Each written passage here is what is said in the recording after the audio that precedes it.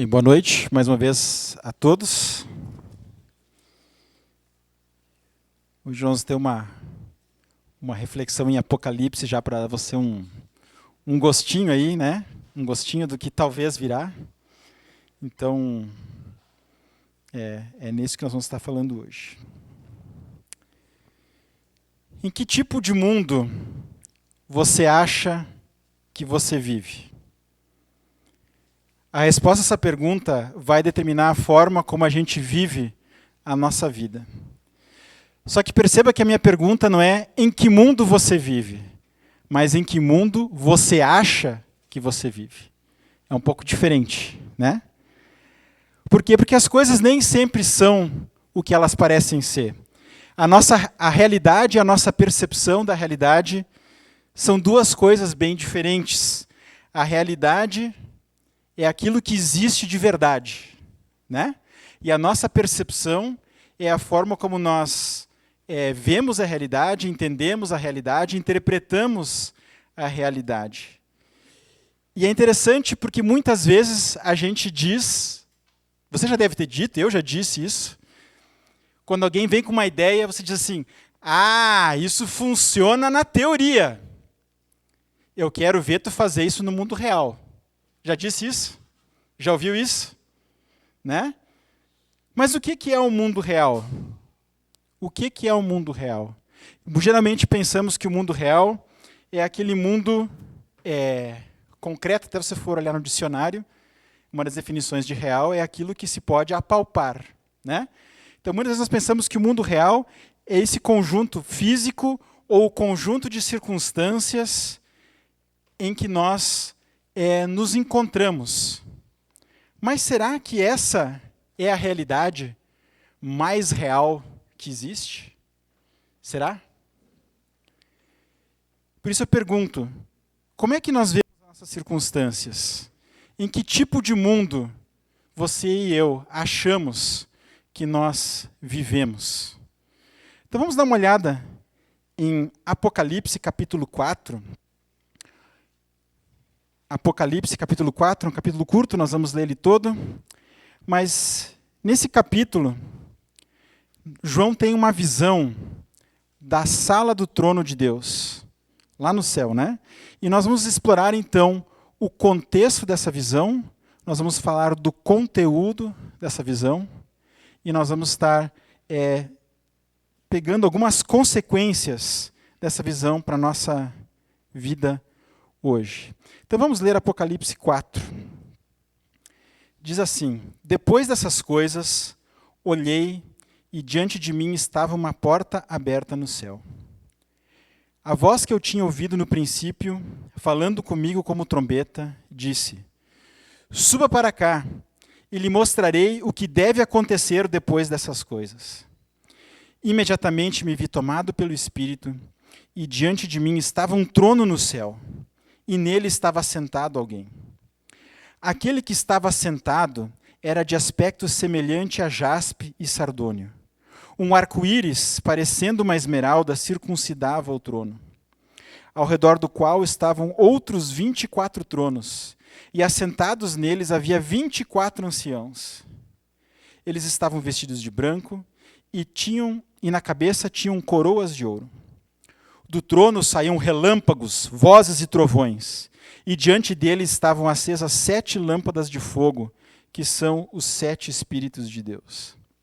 E diante do trono havia algo parecido como um mar de vidro, claro como cristal. No centro, ao redor do trono, havia 4 seres viventes, cobertos de olhos, tanto na frente como atrás.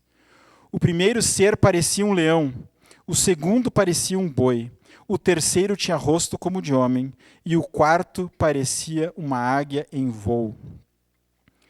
Cada um deles tinha 6 asas e era cheios de olhos, tanto ao redor como por debaixo das asas. Dia e noite repetem sem cessar, Santo, Santo, Santo é o Senhor, o Deus Todo-Poderoso, que era, que é e que há de vir. Toda vez que os seres viventes dão glória, honra e graças àquele que está sentado no trono e que vive para todo sempre, os 24 anciãos se prostram diante dele, daquele que está sentado no trono, e adoram aquele que vive para todo sempre. Eles lançam as suas coroas diante do trono e dizem: Tu, Senhor, e Deus nosso, és digno de receber a glória, a honra e o poder, porque criaste todas as coisas, e por tua vontade elas existem e foram criadas. É um texto bonito, mas é um texto confuso, talvez, né? Tem muitos tronos, tem seres estranhos, cheios de olhos, e o que nós vamos fazer disso, né? Como é que nós vamos entender isso? Então nós vamos começar, que nem eu disse, nós vamos começar olhando para o contexto histórico em que essa visão foi dada para João, certo? Vamos então tentar entender o conteúdo dela, e aí vamos estar olhando para as consequências dela para a nossa vida. Então, quando João teve essa visão, foi no final do século I, muito provavelmente, né? E é uma época em que o cristianismo está sofrendo algum tipo de hostilidade. Se tornou um ambiente em que o cristianismo não é muito bem-vindo naquela sociedade. Vocês estão começando a ver que talvez tenha alguma semelhança, né, com o nosso mundo de hoje. E naquela época, o imperador romano, Domiciano, ele tinha adotado um dos seus títulos, né, os imperadores tinham vários títulos, e um dos seus títulos era Dominus et Deo, Senhor e Deus. Vocês estão começando a ver por que isso talvez seja um problema para os cristãos. Imagina se a gente tivesse que dizer, né, do nosso presidente, seja lá quem ele for, Senhor e Deus. Pouco menos, né? Nós já assim. Além disso, diversas cidades promoviam a adoração do imperador. Haviam cultos, celebrações em honra ao imperador, em homenagem, em que você tinha que ir lá participar e dizer. E se você não fosse, as pessoas diziam assim: pô, mas, Rafael, todo mundo foi lá, né, beijar a estátua do imperador, só tu não foi? Por que não? Né? Situação complicada.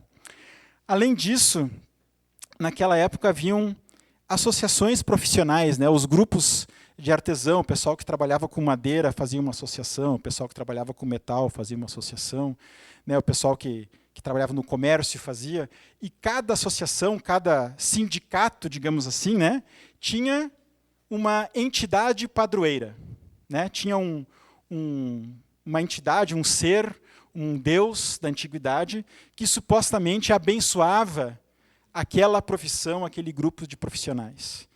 E mensalmente ou periodicamente eles faziam uma festa em homenagem a essa entidade. E nessa festa rolava tudo o que rola numa festa, muitas vezes, né? Muita bebedeira, às vezes uma libertinagenzinha. E aí, se você não faz parte da associação, como é que você se desenvolve profissionalmente?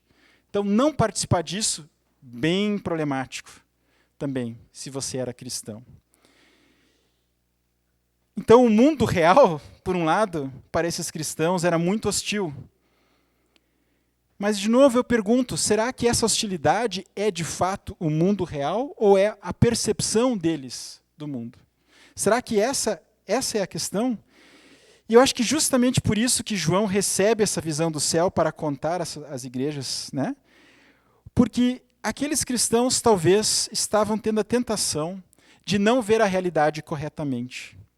Eles estavam deixando as circunstâncias determinarem como a vida funciona, em vez de, talvez, a sua fé em Cristo. Então, João não recebeu uma visão do céu para nos ajudar a nós fugirmos do mundo real, digamos assim, né? Mas ele recebeu essa visão do céu justamente para que a gente veja o mundo com novos olhos, como talvez Deus o vê. E o texto começa dizendo que João viu uma porta aberta no céu. E isso é muito interessante porque terra e céu, no pensamento bíblico, não são duas realidades completamente distantes uma das outras. A terra, obviamente, é a nossa esfera em que nós vivemos, é a esfera onde a humanidade vive, onde nós conduzimos as nossas vidas no dia a dia, e a esfera celestial é a esfera de Deus, é onde Deus habita, é onde Deus está. Mas na visão bíblica, essas duas esferas estão muito próximas. Elas se cruzam muito facilmente. E João, como muitos outros profetas que nós temos na Bíblia, é convidado para dar uma espiadinha, para dar uma espiadela nessa realidade celestial, a fim de que nós também possamos ter acesso a essa realidade. E quem convida ele não é ninguém outro do que Jesus, né? Aqui não fala Jesus, mas a voz nos capítulos anteriores que fala como trombeta é a voz de Jesus. E Jesus também, curiosamente, é muitas vezes descrito como uma porta, né? Jesus é a porta da salvação. Então é através de Jesus que nós temos acesso a Deus e a quem Deus é e a realidade de Deus. Esse acesso a Deus é através de Jesus. Mas essa expressão porta me lembrou algo bem interessante. Me lembrou um pouco da história de Jacó. Eu não sei se você lembra da história de Jacó. Se você não lembra, eu sugiro que você em algum momento se envolva com o ministério infantil, que você vai aprender as historinhas, né? Você vai aprender as historinhas das crianças, você vai aprender um monte. Mas na história de Jacó, ele está numa situação difícil, ele resolve fugir. No meio dessa fuga, ele dorme e ele tem um sonho, né? Ele tem um sonho com uma escada, com anjos subindo e descendo. É um sonho meio engraçado. Mas se a gente for olhar lá em Gênesis capítulo 28, quando Jacó acorda desse sonho, ele diz uma coisa bem interessante. Gênesis 28, se você quiser acompanhar, 28, os versos 16 e 17. Diz assim: quando Jacó acordou do sono, disse: sem dúvida o Senhor está nesse lugar, mas eu não sabia. Olha só que interessante, né? Teve medo e disse: temível é este lugar, não é outro senão a casa de Deus, e essa é a porta dos céus. Eu acho muito interessante. Eu acho interessante porque João, quando escreveu esse livro de Apocalipse, ele estava sofrendo algum tipo de perseguição. Ele provavelmente estava preso por causa da sua fé. Ele não estava numa situação boa, ele não estava aqui numa celebração tranquila que nem a gente teve hoje. Ele estava numa situação difícil. Jacó estava fugindo, porque ele estava numa situação difícil. E nessas situações difíceis, uma porta dos céus. Vocês não acham isso interessante? Eu acho isso muito interessante. Mas o que achei mais interessante em Jacó é que ele disse assim: olha, Deus está aqui, eu não sabia. E eu fico me perguntando quantas vezes a gente vive o nosso dia a dia sem perceber que Deus está ali. Será que no meio da nossa dificuldade, seja no nosso trabalho, seja na nossa casa, seja nos nossos estudos, será que a gente vê que Deus está ali? Ou será que a gente acha que Deus está, sei lá, em algum outro lugar? Eu acho que às vezes a gente precisa ter a mesma experiência de Jacó. Né? Chegar assim: puxa, Deus está aqui e eu não tinha me ligado. E eu gostaria muito que todos nós, né, tivéssemos mais sensibilidade à presença de Deus à nossa volta. Então, João viu uma porta no céu, voltando aqui para o Apocalipse, né, e ele tem um convite de Jesus: suba para cá.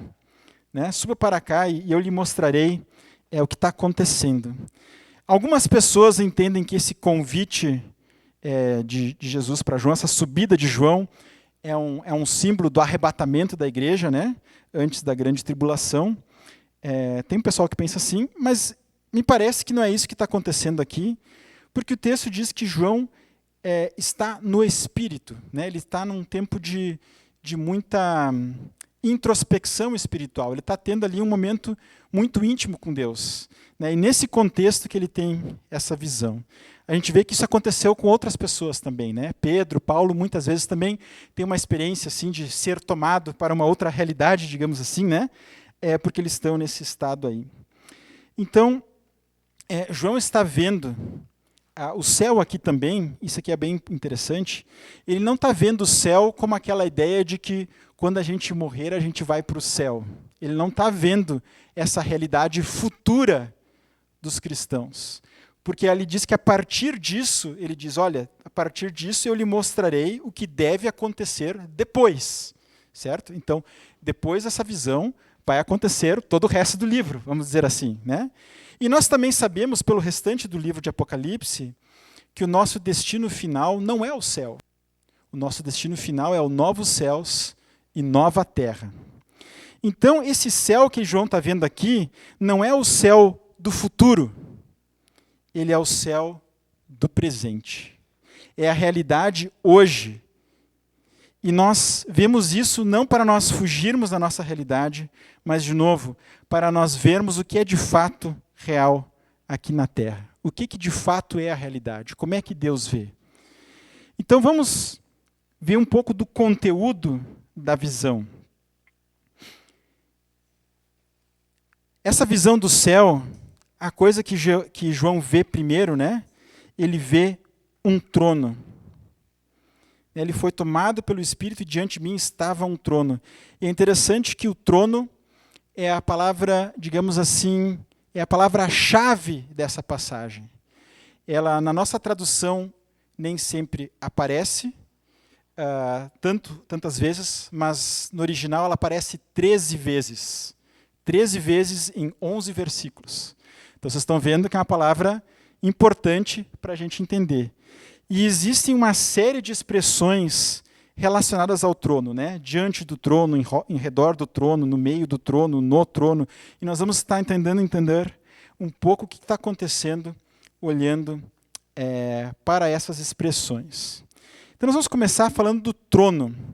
Ele vê o trono e vê alguém no trono, né? Alguém assentado no trono. E esse alguém que está assentado no trono, ou entronizado, né? Obviamente é Deus. Ele diz que é alguém parecido. Aqui ele nem diz, né? Em outros textos que ele fala alguém semelhante ao homem, mas enfim. Esse alguém que está assentado, obviamente, é Deus. Nós temos outros textos bíblicos em que um profeta tem uma visão de Deus. E eles são textos meio parecidos, que também tem pedras preciosas, também tem seres com muitas asas, né, e com caras diferentes, e esse tipo de coisa. Então, nós estamos aqui tendo uma visão de Deus definitivamente. Né?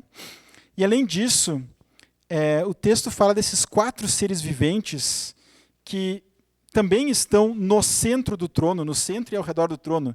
É difícil a gente conseguir imaginar como é que eles estão no centro e ao redor ao mesmo tempo, né?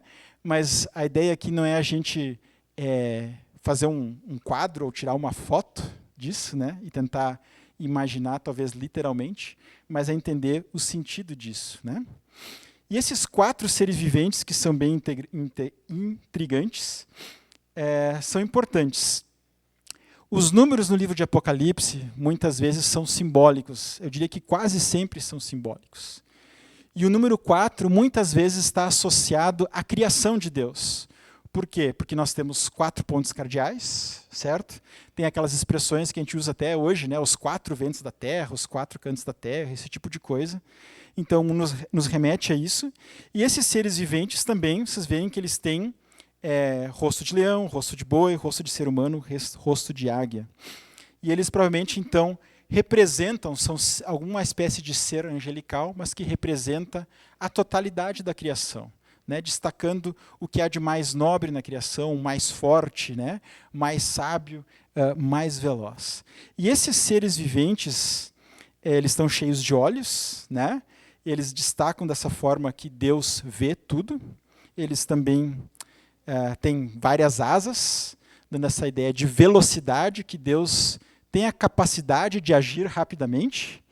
E a função desses seres é adorar a Deus continuamente.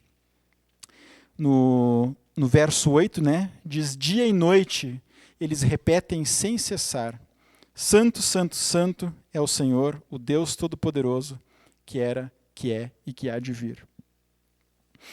Ou seja, eles estão ali louvando a Deus, reconhecendo a santidade de Deus, reconhecendo o poder de Deus e reconhecendo a eternidade de Deus. Então, esse é o ser que está no trono, né? É Deus no trono, rodeado por esses seres viventes que o adoram continuamente. Mas também, a partir do trono, nós temos uma série de efeitos especiais, digamos assim, né? Do trono, no verso 5, diz que a partir do trono saem relâmpagos, vozes e trovões. E, de novo, esses efeitos especiais nos lembram outras situações do Antigo Testamento em que Deus está se revelando. Né? Quando Deus se revela para Moisés, tem a mesma coisa. Quando Deus se revela para o profeta Ezequiel, ele também tem a mesma coisa. Tem salmos, né, que falam desses efeitos que saem do trono de Deus. Então, nós estamos de fato aqui diante de Deus. Então, eles, por um lado, nos revelam isso, né, que já tem essa história desses efeitos ao longo da história bíblica, mas eles também olham um pouco para frente, porque nos próximos capítulos de Apocalipse, se você tem alguma noção do livro, né, você sabe que vai vir uma série de juízos, uma série de julgamentos. E associados a esses juízos também estão relâmpagos, trovões e raios. Então nós temos aqui uma visão muito majestosa de Deus, muito grandiosa de Deus, de um Deus que é grande e que é poderoso para, entre outras coisas, estar julgando o mal. E é justamente a partir desse trono que esses demais juízos acontecem, porque é Deus, no fim das contas, que está no controle do mundo. O mundo real é o mundo em que Deus está no controle. Mesmo que talvez as circunstâncias pareçam mostrar outra realidade. Vocês estão entendendo? Esse é o objetivo da visão. O objetivo da visão é nós vermos como Deus é grande. Como Deus é grande e todo o resto pode ser ruim. Ele não está dizendo que talvez a circunstância não seja ruim, mas ela está submissa a essa centralidade de quem Deus é. Então nós já vimos que tem um Deus assentado no trono, nós vimos que a partir do trono saem raios, relâmpagos e vozes, né? Mas também em frente do trono nós temos duas coisas bem interessantes. Nós vemos que em frente do trono nós temos as 7 tochas de fogo, né? E nós temos também o mar de vidro. E isso nos lembra o templo. Vocês estão vendo que João pega um monte de coisa aqui para juntar numa coisa só, né? Isso que torna o livro às vezes um pouco difícil de a gente entender numa primeira vez, né?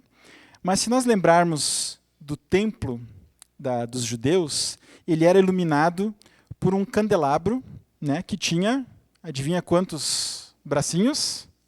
7 bracinhos, certo? Tá certo? E a função dessa luz ali era, na verdade, iluminar o tabernáculo, a função prática, né? Mas aqui, no templo celestial, digamos assim, ele diz que essa lâmpada são os 7 Espíritos de Deus. Agora, de novo, vamos lembrar que os números em Apocalipse são simbólicos. E o número 7 traz a ideia de algo completo ou perfeito no pensamento judaico, né? Provavelmente porque Deus criou o mundo em 7 dias e completou a sua obra, então 7 é o número em que as coisas estão prontas, completas, inteiras. Então aqui não é que Deus tem 7 espíritos, certo? Mas está falando do Espírito Santo, do Espírito completo, do Espírito perfeito de Deus. Tá? Então a gente está vendo aqui já esse aspecto aí da Trindade, né? Bem interessante a gente pensar assim. Mas também nós temos o mar de vidro, né, ali no verso 6. E isso nos remete à parte externa do tabernáculo, ou do templo. O tabernáculo era aquele templo em forma de barraca, né? Ele tinha uma bacia, não sei se vocês lembram, né? Se não, de novo, recomendo vocês estarem no ministério infantil para aprender essas coisas, né? Mas o tabernáculo tinha uma bacia na frente do tabernáculo que era para os sacerdotes darem aquela lavadinha básica, né? Para se lavarem, estarem limpinhos, para se purificarem cerimonialmente, né? E quando o tabernáculo em forma de barraca, ele vira um templo mais adiante, quando Salomão constrói um templo, em vez de fazer uma bacia, o livro de Reis diz que ele fez um tanque, né, com capacidade, pelo que eu entendi aqui, cerca de 30 mil litros. Então é um tanque bem razoável, né? Acho que a maioria das caixas d'água tem 1.000 litros, né? Então pensa bem, é bastante água. Só que a palavra tanque no hebraico é mar. Havia um mar na frente do templo. Olha só que interessante, né? Então aqui um mar de vidro. Então nós estamos no templo sagrado, diante do trono de Deus, né? Mas o mar tem uma outra característica muito interessante. O mar, no pensamento da antiguidade, muitas vezes era símbolo do caos. Não sei se vocês lembram, mas na criação, quando Deus cria, ele diz que a terra era sem forma e vazia, e o Espírito de Deus pairava sobre as águas, né? Então, a gente pode entender que a criação, naquele momento, não era esse mundo bonito de hoje, ela estava ainda toda desengonçada, digamos assim. Deus precisou organizar naqueles 6 dias, 7 dias, né? Então, esse mar, ele é um símbolo do caos, das circunstâncias difíceis que a gente vive. Como é que está esse mar aqui? Na frente do trono de Deus. Está tempestuoso? Vidro. Vocês estão percebendo? Quando a gente vai mais adiante no livro de Apocalipse, quando tem uma descrição do novo céu e da nova terra, sabe o que ele diz? O mar não existe. Novo céu e nova terra, eu não sei se não vai ter mar de verdade, tá? Mas não vai ter mais caos. Caos não vai ter mais. Mas hoje já, na soberania de Deus, o caos está controlado. Na terra ele não está controlado ainda, mas na presença de Deus ele está controlado. Ele está clarinho, como cristal, vidro, retinho, né? Não está assim. Né? Muito interessante. De novo eu fico pensando aqui na igreja daquela época, sofrendo aquelas hostilidades. E talvez nós hoje, com os nossos problemas que a gente passa, com talvez um mundo que está cada vez menos cristão, né? Com mais coisas esquisitas acontecendo. Eu acho que nós também precisamos dessa visão. E saber que Deus continua no controle. E que para Ele está tudo certo. Né? Está tudo certo.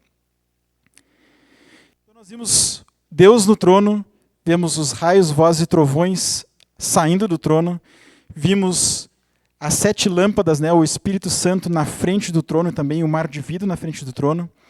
Mas nós também temos 2 coisas ao redor do trono que são muito importantes. A primeira coisa que está ao redor do trono é o arco-íris. Né? Diz que, quando descreve o trono ali, diz que um arco-íris parecendo, verso 3, né? Um arco-íris parecendo uma esmeralda circuncidava o trono. Alguns acham que essa esmeralda era uma daquelas joias que quando passa a luz assim, dispersa tudo, né? Faz aquele prisma que dá as cores do arco-íris. Né?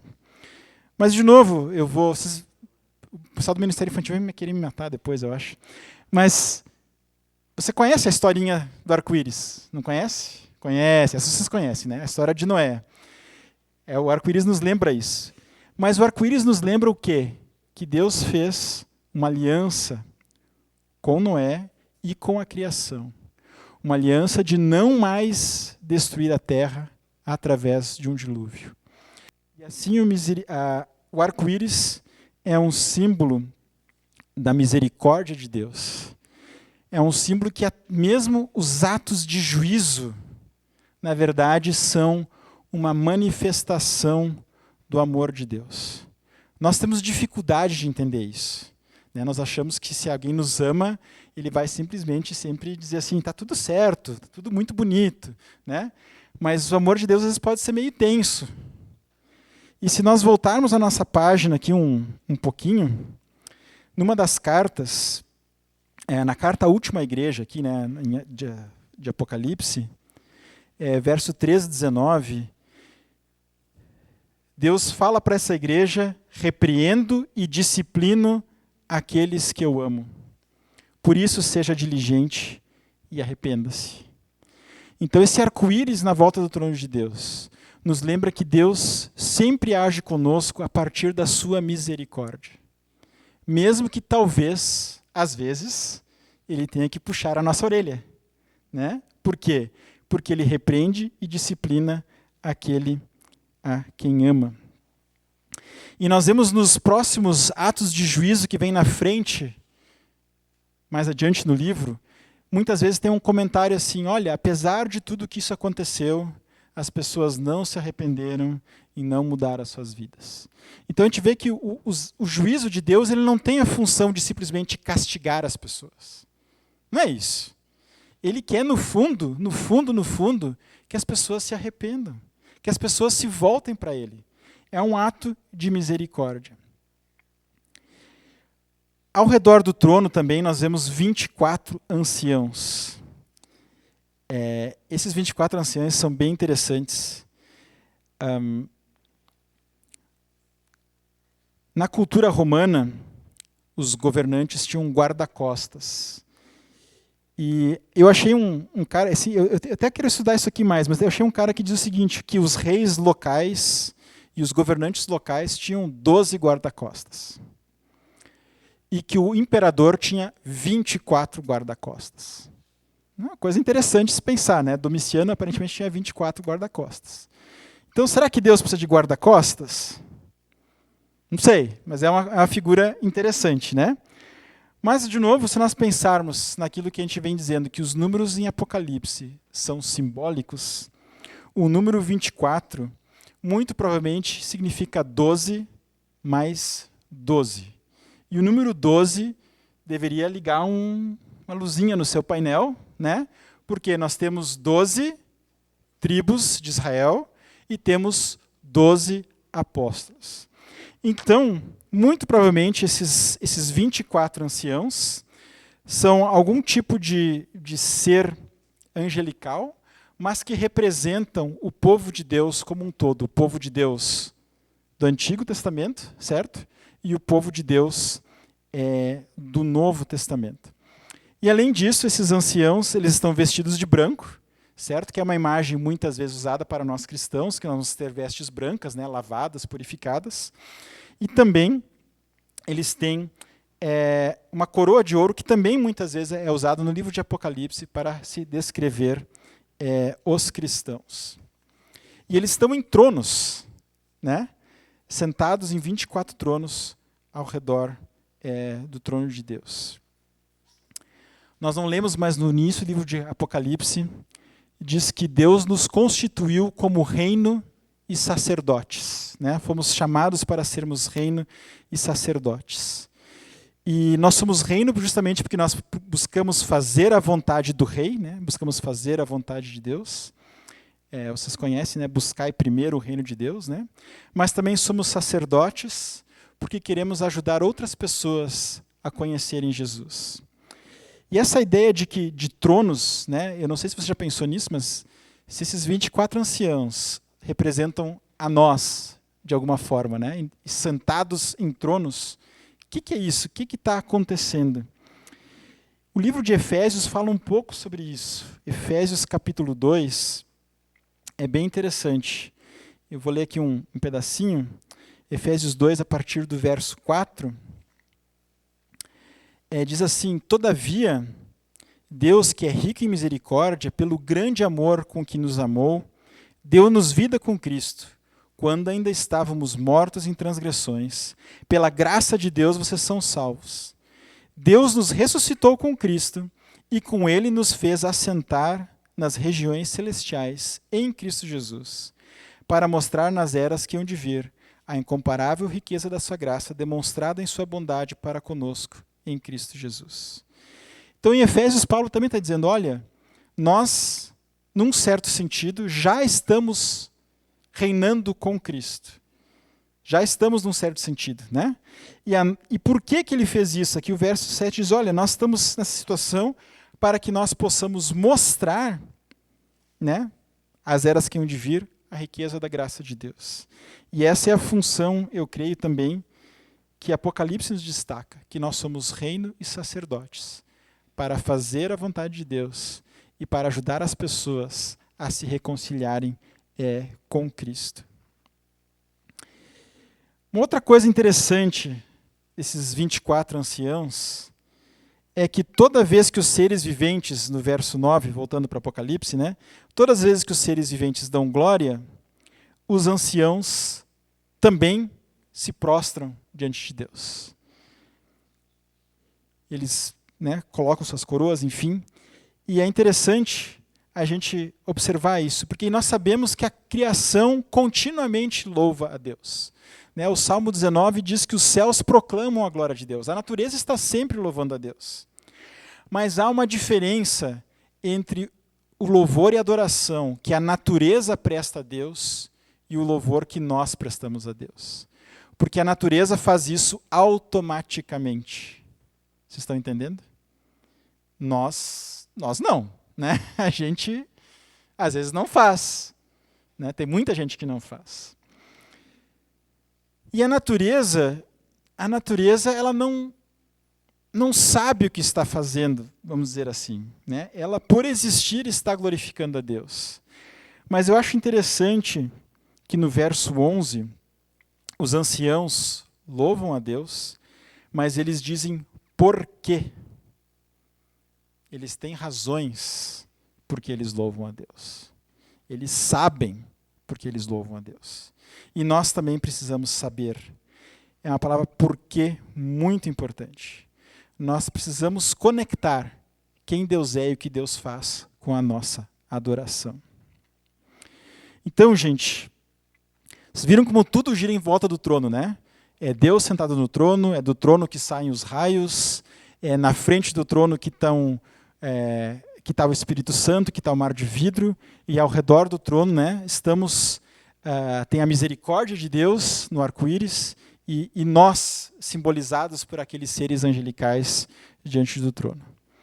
Mas o que isso significa para nós hoje? Qual é a consequência de vermos isso na nossa forma como nós vivemos? E eu queria trazer algumas consequências para a nossa adoração, para a nossa oração, para a forma como nós agimos no mundo e também para a forma de nós nos engajarmos politicamente. Então, quando nós adoramos, quando nós temos esse tempo de celebração, de música, de louvor, que é tão importante, que faz parte da nossa vida, nós estamos entrando, na verdade, num culto que já vem acontecendo. Vocês estão entendendo? Porque no céu o louvor não para. O louvor não para. Então, a gente está entrando nisso aí. Então, de certa forma, esse convite que João teve, né, de subir para lá e ter essa visão, é o convite para nós também. Nós vamos participar da adoração que já está acontecendo? Ou nós vamos ficar de fora? Eu lembro daquela cena na entrada triunfal, em que o pessoal disse assim, Jesus, manda esse pessoal ficar quieto. Né? E Jesus disse, olha, se eles ficarem quietos, as pedras vão cantar. A pergunta não é essa. Alguém vai louvar a Deus. A pergunta é se você e eu vamos querer fazer parte dessa adoração que já está acontecendo. A nossa adoração alegra o coração de Deus, mas Deus não precisa dela. Quem precisa, na verdade, é nós. É mais saudável para nós adorarmos. Uma vez perguntaram para um teólogo chamado Jim Packer, acho que hoje tem 96 anos, está bem velhinho. Perguntaram para ele o que era mais importante, ter paixão por Deus ou conhecer a Deus? E ele disse assim, conhecer a Deus é mais importante. Porque senão você pode estar apaixonado pelo Deus errado. Dá até um medo, né, de pensar isso.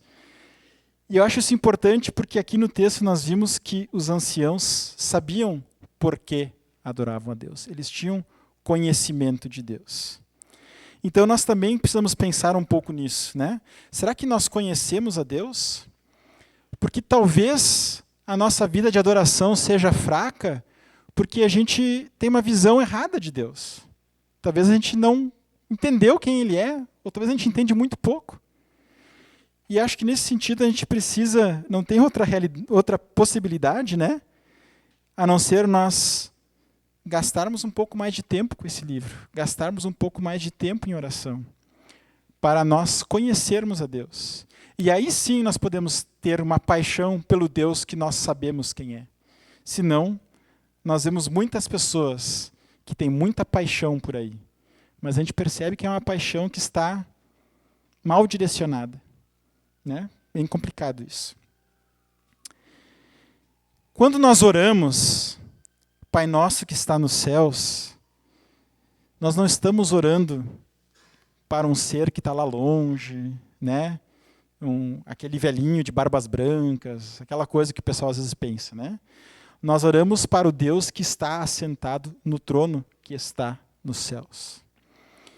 E isso significa que por trás de todos os dilemas que a gente pode estar passando, e a gente passa por dilemas, né? A gente passou 2 anos bem difíceis, alguns de nós talvez mais difíceis que outros, mas por trás desses dilemas todos, quando nós oramos, nós temos que saber que nós estamos falando com um Deus que está sentado no trono e que tem todas as coisas sob o seu controle. Esse é o mundo real, na verdade, né? Não o mundo dos nossos problemas, embora os problemas sejam reais. E nós oramos também para que a vontade de Deus, no Pai Nosso, nós oramos para que a vontade de Deus, que é feita no céu, seja feita na terra. Por quê? Porque a realidade celestial é o que deveria estar acontecendo aqui. Uma vida que está sempre levando Deus a sério, louvando a Deus. Então, vocês estão vendo que essa visão afeta a nossa adoração, afeta a nossa oração, mas também afeta a forma como nós agimos no mundo. E nós falamos um pouquinho disso já, que nós somos chamados para sermos reino e sacerdotes, e que viver como reino significa fazer a vontade do rei, buscar o reino de Deus. E aí nós podemos nos perguntar, como é que nós sabemos a vontade do rei? Nós temos que, de novo, nós temos que voltar para aquilo que o rei nos revelou. E nós temos que nos perguntar, o que Deus quer da minha vida? O que Deus quer do meu casamento? O que Deus quer de mim no meu trabalho? O que Deus quer de mim nos meus estudos? O que significa fazer a vontade de Deus nesses contextos? E nós também agimos no mundo como sacerdotes, nós queremos ajudar outras pessoas a se encontrarem com Cristo. A gente viu aqui o pessoal falando um pouco de um projeto Vila Lobos, nessa realidade que eles querem estar mostrando o amor de Deus ali. Nós queremos facilitar o acesso a Cristo, nós queremos ajudar com que as pessoas cheguem a Cristo. Tantas que não conhecem a Cristo, como também, talvez, nossos irmãos em Cristo, que estão passando por algum tipo de dificuldade. Nós queremos ajudar isso. Então, nós agimos dessa forma, nós queremos nos envolver com as pessoas e ser uma boa influência na vida delas. E, finalmente, gente, eu creio que tem uma implicação política muito forte, porque esse texto, naquela época, tinha uma implicação política muito forte para aquelas igrejas. E acho que isso faz parte disso. E, certamente, a ideia de uma sala do trono com 24 seres na volta do trono lembraria as igrejas daquela época, talvez, do imperador romano e sua cúpula, né, ou seus guarda-costas, enfim. Só que quando nós olhamos para esse trono aqui, com toda essa glória de Deus, com todos os raios e trovões, com o arco-íris, quando a gente olha para isso, e daí a gente olha para um governante humano, eu espero que você olhe para o governante humano e diga assim, tá, só isso? Né? Só isso? Esses governadores, nossos governantes, eles são imitações baratas do governante que Deus é. E eu falo isso porque a situação política no Brasil é muito complexa, não preciso explicar isso para vocês. Tem um ditado que o pessoal fala, né, que o Brasil não é para iniciantes, né? O pessoal fala porque a nossa realidade política é muito complexa e eu não quero entrar nisso tudo. Mas às vezes eu fico muito preocupado como alguns dos meus irmãos em Cristo que eu vejo lidar com a situação política. Às vezes é muito complicada. Eu lembro quando a Dilma foi reeleita, o pessoal da direita estava surtando, né? Surtando, pedindo impeachment. Vocês lembram disso? Né? Não sei o quê. Aí passou um tempinho e a esquerda dizendo, não, nós temos que respeitar as urnas. Né? Vocês lembram disso aí, né? Passou 4 anos, ganhou o Bolsonaro, aí foi a vez da esquerda gritar, né? E a direito a dizer, precisamos respeitar as urnas. A gente tem que se definir se tem que respeitar as urnas ou não. Né? Mas, enfim, e gente brigou, famílias se dividiram, e muitas vezes a pessoa está assim, mas se ganhar o fulano, o mundo vai acabar. Olha, gente, não estou dizendo que tem fulanos melhores e piores, não estou entrando nessa discussão, porque eu acho que tem candidatos melhores e piores, certo? Mas o mundo não vai acabar. O mundo vai acabar quando Deus disser que ele vai acabar. Certo? Então a gente tem que se cuidar um pouco disso. E temos que evitar talvez um pouco essa polarização política que faz mal para todo mundo. Né? Só porque a pessoa tem uma outra visão, ela não é teu inimigo necessariamente. Enfim, gente, eu não quero causar mais polêmica em relação a isso, mas eu quero que a gente tenha essa consciência que há um trono no céu. E é de lá que as coisas fluem. É de lá que o mundo real vem. Né? É de lá que as coisas vão acontecendo. Então, gente, não tema. O mundo real nem sempre é como ele parece. Veja, tem um trono, tem alguém sentado nesse trono. É a partir desse trono que o mundo é conduzido. E nós vivemos diante desse trono, diante da misericórdia de Deus na nossa vida. E nós nos juntamos com a natureza, com os anjos, com os cristãos de outras épocas, para estarmos adorando ao Criador de todas as coisas e que conduz a história de acordo com a sua vontade. Esse é o mundo mais real que existe. Isso muda tudo. Né? Muda a nossa vida devocional, muda a nossa oração, muda o nosso trabalho e muda como a gente se engaja com as demais coisas dessa vida. Para nós terminarmos aqui, eu queria ler esses versículos de adoração dos seres viventes e dos 24 anciãos. Santo, santo, santo é o Senhor, o Deus Todo-Poderoso, que era, que é e que há de vir. Tu, Senhor, e Deus nosso, és digno de receber a glória, a honra e o poder, porque criaste todas as coisas, e por tua vontade elas existem e foram criadas. Amém.